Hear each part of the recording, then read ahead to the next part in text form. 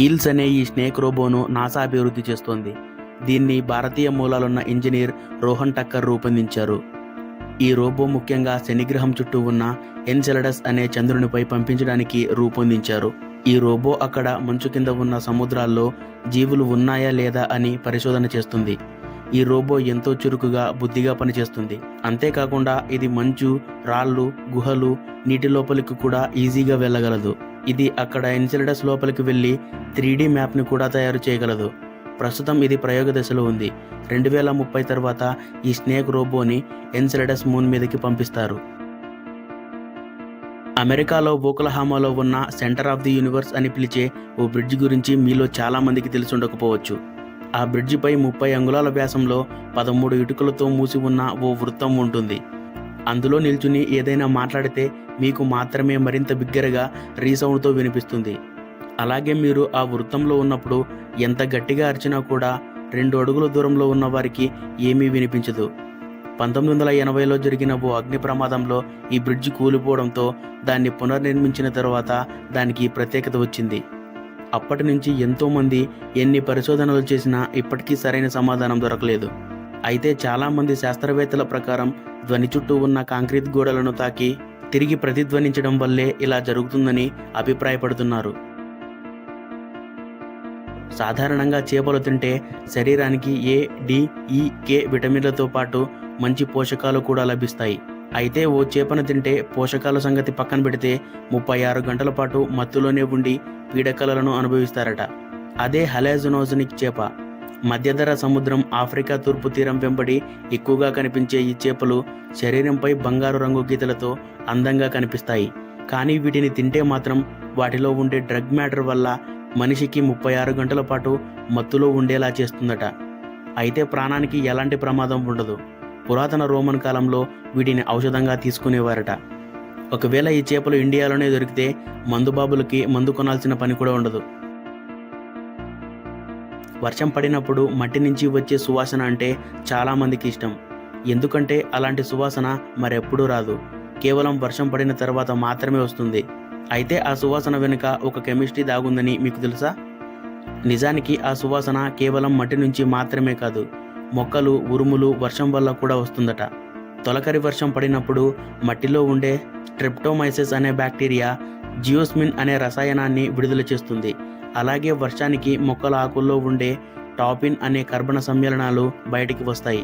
ఇక ఉరుములతో కూడిన వర్షం పడినప్పుడు గాలి శుభ్రమవుతుంది. దీంతో ఓజోన్ వాసన స్పష్టంగా వస్తుంది. ఇలా ఈ 3 రకాల సువాసనలు వర్షం పడినప్పుడు గాలిలో కలిసి ఉంటాయి.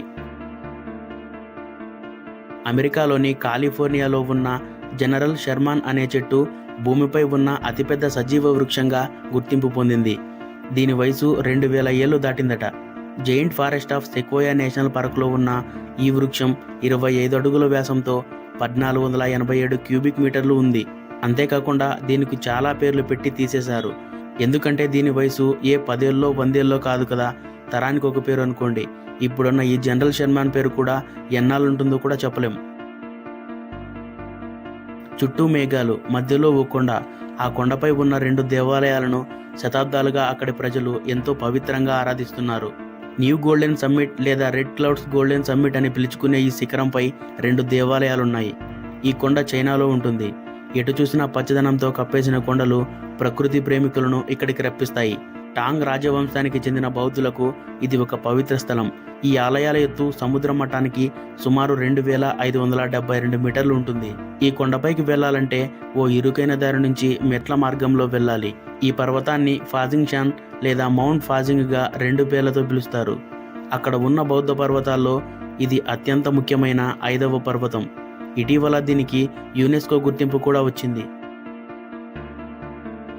ఈ ప్రపంచంలో మనిషి ఊహలకు అందని చాలా విషయాలు ప్రకృతిలో దాగున్నాయి. వాటిలో యూరోప్లోని క్రొయేషియాకి చెందిన వేలిముద్ర ఆకారంలో ఉండే ఈ దీవి కూడా ఒకటి. అక్కడి స్థానికులు బాల్జనాక్ అని పిలిచే ఈ దీవి అక్కడ చుట్టుపక్కల దీవుల కంటే చాలా ప్రత్యేకంగా ఉంటుంది. ఎందుకంటే ఈ దీవి మొత్తం 3 అడుగుల గోడలతో ఒక పజిల్ ఆకారంలో నిర్మితమై ఉంటుంది. ఈ దీవిని ఆకాశం నుంచి చూస్తే అచ్చం మనిషి వేలిముద్ర ఆకారంలోనే ఉంటుంది. అందుకే దీన్ని ఫింగర్ ప్రింట్ ఐలాండ్ అని పిలుస్తారు.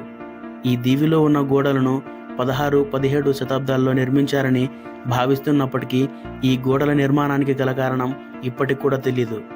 అయితే కొన్ని వాదనలు మాత్రం ప్రచారంలో ఉన్నాయి. అవి ఏంటంటే ఈ దీవిని అంతరిక్షం నుంచి సులభంగా గుర్తించేందుకు ఏలియన్స్ నిర్మించారని, కాదు రైతులే వ్యవసాయం కోసం అలా గోడలు కట్టారనే వాదనలు ఉన్నాయి. ఏది ఏమైనప్పటికీ ఈ దీవిని ఇలా ఎందుకు మార్చారనేది ఇప్పటికీ అంతుచిక్కని రహస్యంగానే మిగిలిపోయింది. ఫిన్లాండ్లోని ఒక హోటల్లో విచిత్రంగా ప్రొఫెషనల్ స్లీపర్స్ను నియమించుకుంటారు. ఆ హోటల్లో ఉన్న బెడ్లలో ప్రతిరోజు ఏదో ఒక బెడ్పై పడుకొని అవి సౌకర్యంగా ఉన్నాయా లేదా అని రిపోర్ట్ ఇవ్వడమే వీళ్ళ పని. అంతేకాకుండా వారికి లక్షల్లో జీతాలుంటాయి. బెడ్ల తయారీ సంస్థలు వీటి నాణ్యతను తెలుసుకోవడానికి ప్రత్యేకంగా ప్రొఫెషనల్ స్లీపర్స్ను నియమించుకుంటారు. క్యూలో గంటల తరబడి నిల్చోవడం ఎవరికైనా నచ్చదు. ఆరోగ్య సమస్యలున్న వారు, వయసు పైబడిన వారు, చిన్నపిల్లల తల్లులు లైన్లో నిల్చోవడం కష్టం. ఇలాంటి వారికి కూడా ప్రత్యామ్నాయం ఉంది. అదే లైన్ స్టాండర్. మీరు లైన్లో నిల్చోలేకపోతే మీకు బదులు వాళ్ళు నిల్చుంటారు. అమెరికా, యూరోపియన్ దేశాల్లో ఈ లైన్ స్టాండర్లు కనిపిస్తూ ఉంటారు. ముఖ్యంగా షాపింగ్ మాల్స్ ఏవైనా ఫెస్టివల్ ఆఫర్లు ప్రకటించినప్పుడు, కొత్త ప్రొడక్ట్స్ మార్కెట్లోకి రిలీజ్ అయినప్పుడు వీరికి ఫుల్ డిమాండ్ ఉంటుంది. ఈ లైవ్ స్టాండర్డ్స్ వారానికి సగటున 80,000 సంపాదిస్తూ ఉంటారు. దేవుళ్లకు గుడి కట్టడం చూసాం. తల్లిదండ్రులకు, అభిమాన క్రికెటర్లకు గుడి కట్టడం కూడా చూసాం. కానీ రాజస్థాన్లో జోధ్పూర్కు 50 కిలోమీటర్ల దూరంలో రాయల్ ఎన్ఫీల్డ్ గుడి ఉంది. కొత్త వాహనాలు ఎవరు కొనుక్కున్నా ఇక్కడికి వచ్చి ఎలాంటి ప్రమాదం జరగకూడదని మొక్కుకుంటారు. ఈ గుడిని ఓం సింగ్ రాథోడ్ అనే వ్యక్తి గుర్తుగా నిర్మించారు.